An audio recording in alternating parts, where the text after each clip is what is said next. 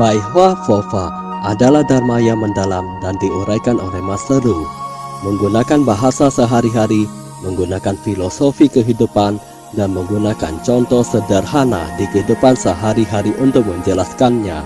Di dalam Bai Hua Fofa, kita bisa memahami teori dharma yang mendalam dan memunculkan kembali sifat kebudayaan kita semua untuk mengubah nasib kita. Silakan menonton Bai Hua Fofa Master Ru.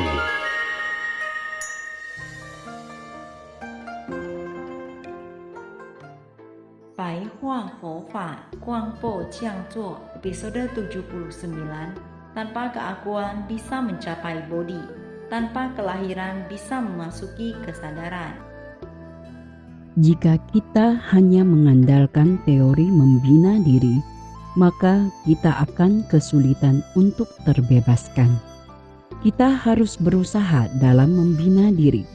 Kita bukan hanya harus mempelajari teorinya saja, tapi yang terpenting adalah kita harus bisa memahaminya. Banyak orang yang telah lama belajar Dharma, tapi mereka tidak bisa memahaminya. Semakin mereka mempelajarinya, mereka malah menjadi semakin bodoh. Di lingkungan masyarakat ini, banyak orang yang susah mengendalikan dirinya sendiri. Itu termasuk emosi, raga, dan takdirnya. Semua itu sangat sulit untuk diubah, karena manusia sama sekali tidak bisa mengambil sebuah keputusan. Coba kalian bayangkan, berapa banyak kali kalian bisa mengambil keputusan? Mengapa saya harus mencari pekerjaan ini? Mengapa saya harus menikah? Mengapa saya harus berselisih dengan orang lain? Semua itu adalah takdir dan nasib. Terkadang manusia tidak bisa lari dari takdirnya sendiri. Itu artinya dia tidak bisa membuat keputusan. Manusia bukan hanya tidak mampu membuat keputusan di alam manusia, tapi yang lebih menyedihkan adalah setelah dia meninggal, dia tidak bisa memutuskan kemana jiwanya akan pergi, karena jiwa manusia akan meninggalkan raganya setelah meninggal dunia. Anda tidak akan bisa mengontrol dirimu sendiri. Biasanya, jiwa yang telah meninggalkan tubuh raga akan terbang melayang. Perlahan-lahan jiwa itu akan memasuki lorong waktu yang penuh dengan kegelapan. Dia berusaha mencari cahaya. Setelah dia menemukan sebuah cahaya, dia juga akan banyak almarhum kerabatnya di sana. Pada saat itu, ia tidak tahu bahwa dirinya telah meninggal. Dia hanya merasa sedang bermimpi atau masih ada di alam manusia. Lalu ia juga akan mengikuti almarhum tersebut. Mereka juga tidak tahu bahwa mereka telah meninggal. Dia mengikuti mereka ke bawah dan mengalami reinkarnasi lagi. Dunia Dharma membicarakan kebingungan, kesesatan, dan keterbalikan yang ada di alam manusia ini. Sejak Anda dilahirkan ke alam manusia hingga pergi meninggalkan alam manusia ini, manusia sangatlah menyedihkan. Saat kita membina diri di Triloka, kita harus belajar untuk memutuskan sesuatu. Jangan sampai ternodai. Itu artinya terpengaruh oleh orang lain. Anda terus mengikuti apa yang dilakukan oleh orang lain. Anda mengikuti perkataan orang lain. Anda tidak bisa mengontrol diri Anda sendiri. Anda tidak tahu apakah diri Anda sedang terperosot atau tidak. Banyak orang yang mengikuti orang lain mengkonsumsi narkoba. Banyak orang yang mengikuti orang lain mengejar popularitas karena dia tidak tahu apa dampak yang dibawakan oleh popularitas tersebut. Dia bahkan tidak tahu bahwa popularitas ini bersifat palsu dan tidak kekal. Semua itu adalah kosong. Jadi dia baru bisa perlahan-lahan terperosok. Ingatlah, tujuan membina diri adalah agar kita bisa membuat keputusan sendiri, agar kita tidak ternodai oleh dunia luar. Jangan terpengaruh oleh keserakahan, kebencian, kebodohan, kesombongan, keraguan. Kita tidak mengikuti orang lain untuk mengejar sesuatu, karena kita tahu bahwa semua itu adalah kosong. Dengan demikian, Anda baru bisa membuat keputusan. Orang yang gigih dalam membina diri adalah orang yang bisa membuat keputusan sendiri. Dia tidak akan terperosot. Ingatlah, burung yang sudah bisa terbang tidak akan pernah jatuh. Manusia harus gigih. Kita tidak boleh malas dan mundur. Jika manusia malas sehari saja, dia akan bermalasan selama setahun. Bermalasan selama setahun bisa menjadi malas seumur hidup. Manusia bisa belajar banyak jika dia belajar sedikit. Saat dia belajar lebih banyak, itu bisa mengubah hidupnya. Kehidupan manusia bagaikan bunga wijaya kusuma. Banyak pemuda-pemudi yang masih muda dalam sekejap berumur 30-40-an tahun. Mereka bagaikan bunga yang akan layu setelah mekar.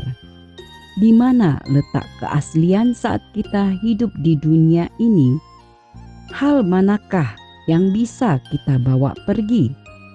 Harapan dan keyakinan semasa kita kecil, persahabatan dengan teman dan guru kita, persahabatan dengan orang tua dan saudara-saudari kita. Seiring berjalannya waktu dan perhitungan yang ada di alam manusia ini, kita tidak akan mendapatkan apapun. Kita harus menyayangi semua makhluk dan membantu orang lain, sama juga kita menyayangi diri kita sendiri. Jika kita telah tahu bahwa itu adalah kekosongan, maka kita harus melepaskan. Jika kita telah tahu bahwa hal ini tidak nyata, mengapa kita memegang begitu erat? Jika kita telah tahu bahwa permasalahan ini akan lewat, mengapa kita harus terlekat pada permasalahan ini? Manusia sangatlah kasihan karena kita menganggap kepalsuan sebagai sebuah kenyataan. Sudah berapa banyak hal yang kita rebut dengan orang lain, orang tua, saudara-saudari, pimpinan, dan teman kerja kita. Apa yang kalian miliki setelah kalian merebutnya? Apa hal yang telah kalian rebut masih bisa dibawa kemari? Semua itu adalah kepalsuan. Kita harus gigih dalam membina diri dan memurnikan 3 karma. 3 karma kita harus bersih, yaitu memurnikan raga, ucapan, dan pikiran kita. Saat manusia ingin mengetahui apakah raganya bersih atau tidak, itu bisa dilihat dari perilakumu, melihat kualitas dirinya melalui seberapa bersihnya perkataan yang diucapkan olehnya. Jika Anda tidak bisa duduk dan berdiri dengan tenang saat dia duduk di suatu tempat terus bergoyangan dan matanya terus melirik sana sini, orang semacam ini tidak akan memiliki masa depan yang cerah. Dia bahkan tidak bisa menenangkan dirinya sendiri. Bos, pemimpin besar, manajer tidak akan bergerak saat mereka duduk. Inilah yang dinamakan sebuah pemeliharaan sikap. Arti dari memurnikan 3 karma yaitu pikiran, tindakan, perkataan kita harus bersih. Ada seorang wanita yang terlihat cantik saat dia tidak berbicara apapun. Tapi begitu dia mulai berbicara, semua orang malah merendahkannya. Kita harus membina hati kebudaan terlebih dahulu. Kita baru bisa memiliki pikiran terbebaskan. Kita harus memurnikan 3 karma terlebih dahulu, lalu membina hati kebudaan. Itu adalah pikiran yang membantu dan mengasihani orang lain. Dengan demikian, Anda baru bisa memiliki pikiran terbebaskan. Apa itu pikiran terbebaskan? Itu artinya saat dunia ini bersifat tidak kekal dan tidak ada hal yang bisa kita bawa pergi, jadi kita harus membina pikiran untuk meninggalkan dunia ini. Tapi tidak berarti meminta Anda harus meninggalkan dunia ini sekarang juga. Tapi Anda harus bersiap bahwa suatu hari Anda akan meninggalkan dunia ini. Jadi Anda tidak boleh merebutkan hal apapun. Kita harus membina hati kebudaan terlebih dahulu. Kita baru bisa memiliki pikiran terbebaskan.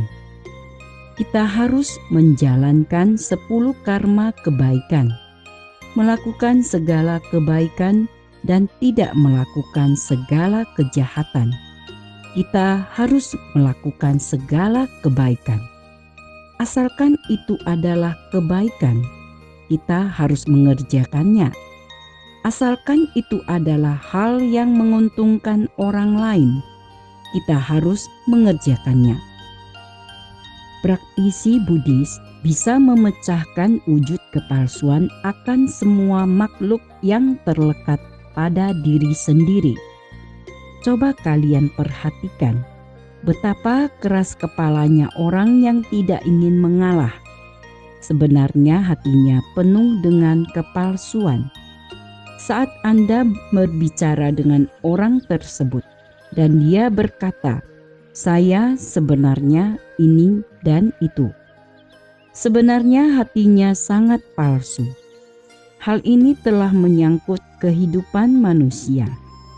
Saat dia terus membicarakan dirinya sendiri, sebenarnya hatinya sangat palsu. Manusia mengandalkan wujud kepalsuan untuk memenuhi lingkungan masyarakat sekarang. Semakin dia memamerkan sesuatu, itu berarti dia tidak memiliki apapun.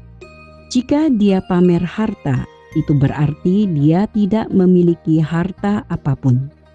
Jika dia pamer kecantikannya, itu berarti dia tidak cantik. Jika dia pamer bahwa dirinya sangat kenyang, maka kalian akan melihat siapa yang lebih banyak makan nantinya. Ketika ada orang yang berkata, "Saya tidak apa-apa," itu berarti ada sesuatu yang mengganjal di hatinya. Semakin dia acuh tak acuh pada hal tersebut, itu berarti semakin dia memedulikan hal tersebut. Dengan demikian, dia baru bisa berpikir untuk berkata, "Tidak apa-apa." Apa kalian sudah mengerti? Semoga kalian bisa menghancurkan wujud kepalsuan akan kelekatan. Apa itu menghancurkan wujud kepalsuan? Itu artinya kita bisa menilai orang lain. Jangan pernah Anda mendengar perkataan orang lain, itu adalah wujud kepalsuan. Anda harus berhati-hati dengan perkataan yang orang lain bicarakan padamu. Jika Anda ditipu oleh orang lain, itu berarti Anda tidak bisa melihat wujud kepalsuannya. Ketika ada orang berkata, "Saya tidak ingin mencari uang, itu karena saya sudah kaya." Sebenarnya, dia adalah seorang penipu. Dia hanya ingin menipu uangmu. "Saya tidak genit, saya tidak apa-apa." Master beritahumu, sebenarnya orang tersebut pasti genit.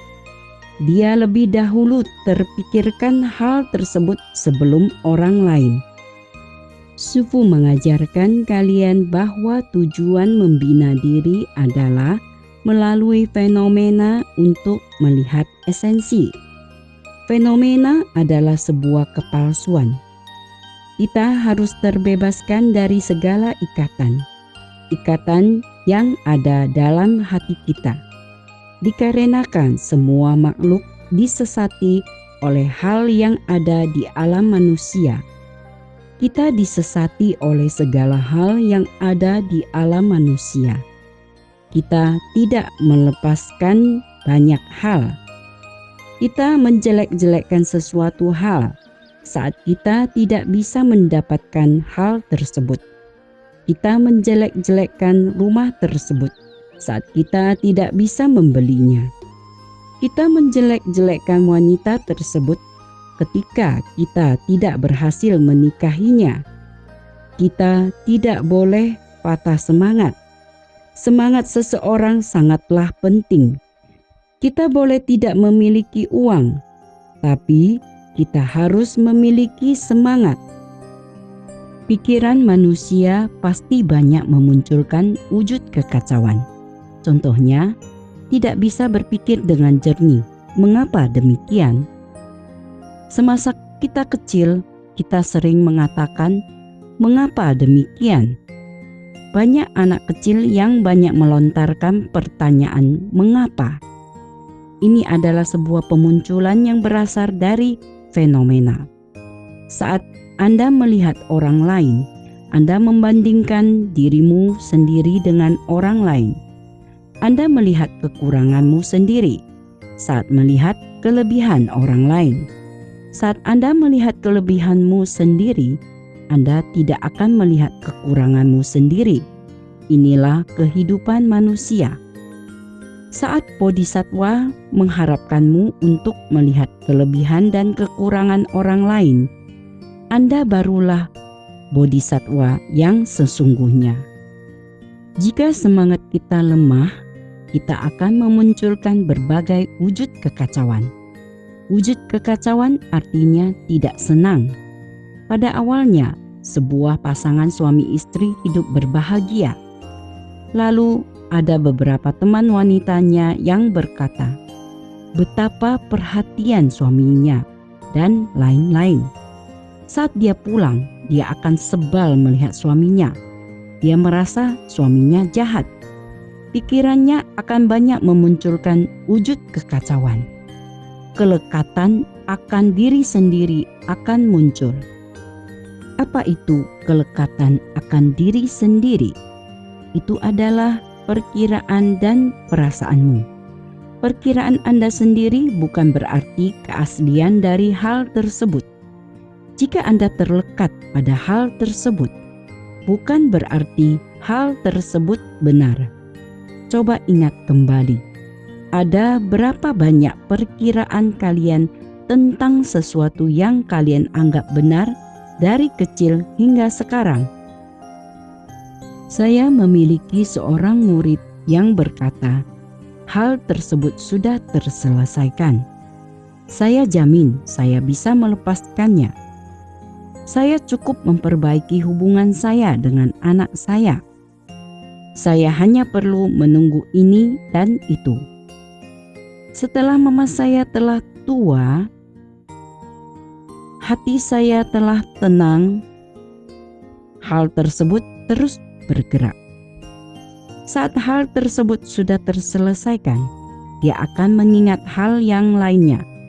Pikirannya selalu terdapat halangan. apa yang dia miliki. Dikarenakan kelekatan akan diri sendiri menempel pada dirinya, membuat dia egois.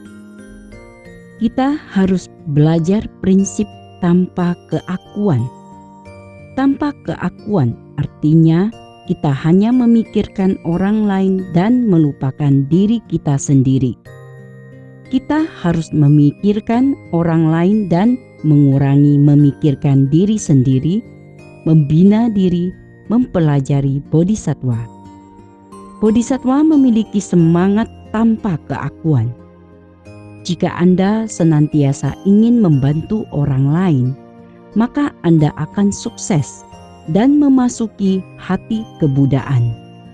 Apa kalian tahu apa itu hati kebudaan?